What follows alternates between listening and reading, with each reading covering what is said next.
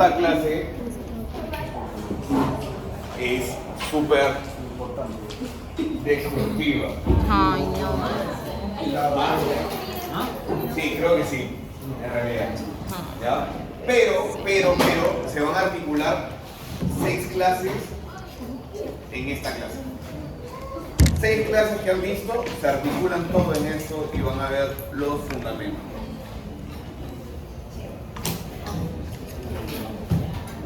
Gracias. Ya.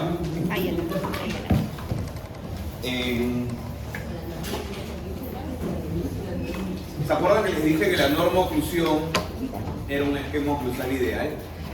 Y en esta clase vamos a fundamentar por qué la norma oclusión es un esquema oclusal ideal. ¿Ok? A esto también se le llama las ventajas de la norma oclusión. Las ventajas del esquema oclusal ideal. Entonces, vamos a hablar un poquito recordando de que para que exista norma oclusión tiene que existir morfología y anatomía dentaria en correctas condiciones. Ahora sí pueden tomar fotos porque ese es el resumen del resumen. Entonces, la anatomía dentaria, tanto en premolares, molares, caninos, incisivos, cada uno con su función propia, corte, desgarro, trituración y molienda, con las características de clase que deben tener cada diente, hacen de que el diseño de cuña y el diseño mortero-pilón hacen de que la función sea mucho más eficiente. Y no solo eficiente, sino autoprotectora. Entonces, la correcta anatomía con estos dos tipos de diseño hacen de que el sistema se protege, se autoprotege y asimismo hace que su función sea en menos gasto de energía y con menos trabajo, ¿no? Eso es importante recordar, que el diseño de cuña y el diseño de mortero-pilón como anatomorfología ayudan a la función. En primer instante es importante que tengan una correcta anatomía los dientes. El segundo punto, vamos a decir que los fundamentos de la norma oclusión no solo se relacionan a la anatomía, también se van a relacionar a que el diente esté en una correcta alineación tridimensional, tanto intraarcadamente dentro de su arcada y a nivel de las interarcadas. En una ATD intraarcada, el diente estaba correctamente en su arcada, tanto en el aspecto alineación, nivel inclinación. ¿Ok? En estas semanas ustedes lo que van a hacer es usar estos referentes y en su modelo que ustedes tienen de su paciente, con estos referentes van a hallar si los dientes, cada diente tiene una correcta alineación, nivel e inclinación. ¿Ok? Eso es lo que van a hacer esta semana. También van a identificar si los dientes tienen alguna alteración en la posición de su diente, ¿no? de su eje. Si dentro de su eje el diente tiene una alteración en su posición. Bueno, muy aparte de la correcta anatomía y el correcto ATD intraarcada, debemos tener un correcto ATD interarcada, tanto en máxima intercuspidación y tanto en las posiciones excéntricas y en RC. Eso sería lo ideal. Entonces, un ATD interarcada en MI se ve así, ¿no? Nosotros evaluamos las relaciones funcionales, o sea, los bordes incisales y las cúspides estampadoras cómo están. Y podemos ver ciertas alteraciones que podemos encontrar distintas a las referencias que tenemos, que son clase 1 anterior, mortero-pilón 2-1 posterior, ¿no? Entonces, la norma oclusión, ese esquema oclusal ideal que lo vemos en todos los tipodones, tiene no solo una norma oclusión correcta en estática, sino también en dinámica. ¿Y cómo es la norma oclusión en dinámica? Son solo dos aspectos. ¿Cuáles son esos aspectos?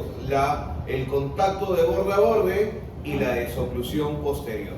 ¿Y cómo es la norma oclusión excéntrica? El RC coincide con MI y tiene una oclusión llamada oclusión céntrica. ¿Ok?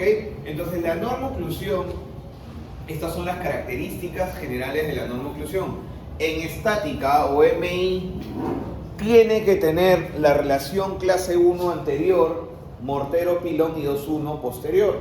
¿Sí? Relación molar clase 1 también, ¿no? Overby y overjet también. Todas esas son características de la normoclusión en MI. En dinámica, o sea, protrudida y laterotrudida, son dos simples. Contacto de borde a borde, incisivos o caninos, y desoclusión del resto de dientes, sobre todo en los dientes posteriores, por el tipo de empotramiento que no podían recibir esa fuerza.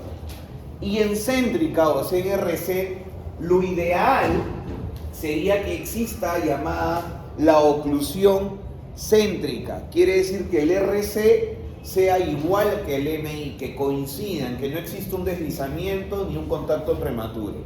Pero en la mayoría, acá tenemos una variación que se llama la oclusión habitual, que todos nosotros tenemos un contacto prematuro y un pequeño deslizamiento, que es fácil de adaptarse, que es una alteración muy fácil de adaptarse, pero ya no tenemos todas las características de la normoclusión.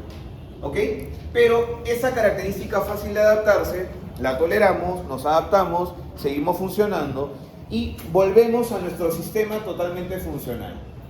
Asimismo, en dinámica vamos a encontrar una característica, una alteración fácil de adaptarse.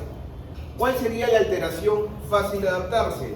El contacto acompañante, porque el contacto interferente sería difícil de adaptarse. Aquí, ¿qué tendríamos? El contacto llamado contacto prematuro y deslizamiento. ¿Y eso es fácil de adaptarse? Sí, siempre y cuando, escuchen, ese deslizamiento, acomodo, sea menor a 2 milímetros. Si no, sería también una situación difícil de adaptarse, así como un contacto interferente. ¿Ok? El contacto prematuro es un contacto interferente, solo que no es invasivo, no es tan malo cuando el deslizamiento, la discrepancia entre RC y MI, esa diferencia es chiquita. Porque en teoría la RC y la MI deberían coincidir, pero en una oclusión céntrica coinciden, pero en la habitual no coinciden, porque la mandíbula está un poquito más atrás que el MI. Y ese contacto que tenemos todos, llamado contacto prematuro, en céntrica sería un contacto interferente. Solo que si se acomoda rápido, no interfiere mucho. Por eso que en la mayoría de todos nosotros, ese deslizamiento, ese acomodo, es de 0.5 o 1 milímetro. Máximo podríamos tener 2 milímetros de deslizamiento. Cuando tenemos más, van a traer otros problemas, como dolores articulares o también algunos dolores a nivel muscular y unas contracciones que va a tener el músculo. En dinámica, en protruida, ¿cuáles les dije que eran las características normales? Contacto de vis a vis y desoclusión. ¿Qué alteración podría encontrar aquí? Un contacto interferente o un contacto acompañante. Solo que el interferente es muy malo, es difícil de adaptarse. Y el acompañante es tolerable, fácil. Así como un deslizamiento chiquitito, Y ese contacto acompañante, cuando se da todo en un solo lado, cuando se dan varios contactos acompañantes en un solo lado, ¿cómo se llama? Función en grupo. ¿Se acuerdan? Lo ideal sería que exista desoclusión. Lo ideal sería que los dientes anteriores, a través de la guía anterior, quiere decir la guía incisiva y guía canina, protejan a los dientes posteriores. Y que en estática los posteriores protejan a los anteriores. Aquí, en estos dos, cuando está la normoclusión bien estática y bien dinámica, se crea un tipo de oclusión llamado oclusión mutuamente protegida. Y aquí en dinámica, cuando la protruida tiene desoclusión total, las laterotruidas, ambas tienen desoclusión total, se genera un fenómeno también llamado fenómeno de Christensen, generando la oclusión mutuamente compartida. quiere decir que la oclusión mutuamente compartida la evalúe en dinámica y la protegida estática y dinámica. La mitad en estática y la otra mitad en dinámica. Puedo tener una oclusión mutuamente protegida, digo, puedo tener una oclusión mutuamente compartida, digo, esto puede estar bien y esto puede estar mal. El paciente puede tener una oclusión mutuamente compartida y no necesariamente una protegida. ¿Cómo así? Imagínense que el paciente no tenga dientes posteriores, por lo tanto en dinámica va a estar bien, ¿sí o no? Claro, porque ni un diente posterior va a chocar y tiene oclusión mutuamente compartida. El cóndilo en dinámica va a estar excelente, pero en estática ese cóndilo no va a estar bien porque toda la fuerza se va a ir a la falta de dientes posteriores, se va a ir al cóndilo y a los dientes anteriores. Por lo tanto, no tiene protegida, pero sí tiene compartida. Doc, ¿y podría tener protegida y no compartida? No, pues, porque para tener esta tendrías que tener las dos. ¿Y qué es oclusión céntrica? Miren, 3 tipos de oclusiones en la norma oclusión: protegida, compartida y céntrica. La céntrica es que el RC coincida con el MI. Agua. Helada, me matas. Sí, ya. Entonces tenemos oclusión céntrica y oclusión mutuamente compartida y oclusión mutuamente protegida, ¿ok?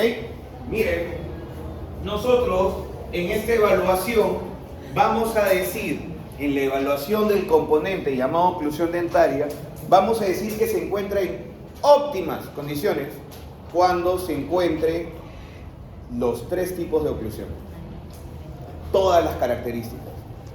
Quiere decir que alguno en el caso clínico va a responder óptimas condiciones. Imposible, pues, porque no aceptaría ese caso porque estaría todo excelente.